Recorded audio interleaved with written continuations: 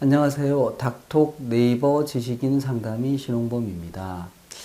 이 코골이, 옆 사람의 코골이 때문에 이제 상당히 괴로워하는 분들이 있고요. 그분들이 이제 코 고는 사람한테 얘기를 하죠. 당신이 코를 골아서 내가 힘들다. 그래서 이제 이걸 좀 해결해야 될 것 같다. 이제 당사자도 상당히 난처하죠. 뭐 본인은 잘 기억이 안 나지만 코를 곤다는 얘기를 이제 여러 사람한테 일관되게 들으면 이 문제를 좀 해결해야 되겠다. 그래서 이제 어플 같은 걸 가지고 실제로 한번 측정을 해보시는 분도 있어요. 그럼 이제 기록이 되어 나오죠. 어느 정도 정확하게 나옵니다. 그럼 이걸 내가 봐도 이 코골이가 꽤 많이 있는 걸로 나오는구나.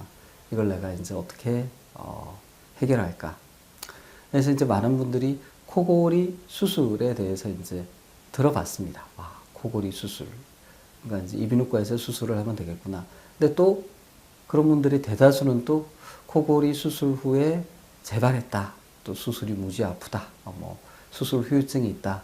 이런 얘기도 들리죠. 그리고 수술이라는 게 한번 하고 나서 무를 수 있는 것도 아니고 수술하면 그 상태로 살아야 되는데 상당히 부담이 되죠. 선택 결정을 내리기가.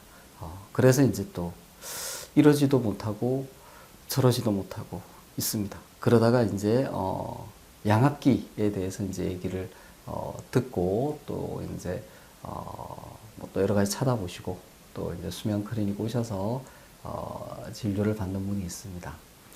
그래서 이제 양압기 치료는 코골이 수면무호흡증에 대한 이제 가장 효과적인 비수술 치료죠. 마스크를 쓰고서 하면서 이제 코골이 수면무호흡을 해결하는 겁니다. 이 과정에서 이제 코를 통해서 일정한 압력의 공기를 불어넣고 기도가 오픈이 되니까 코골이도 없어지고 수면무호흡도 없어지죠. 그래서 이제 코골이 수면무호흡을 같이 해결할 수 있는데 물론 이제 그렇게 하기 위해서는 이제 수면 검사라는 것도 해야지 되고 또 압력을 정하는 압력 검사도 해야 되고요.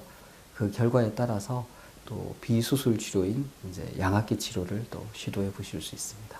이상입니다.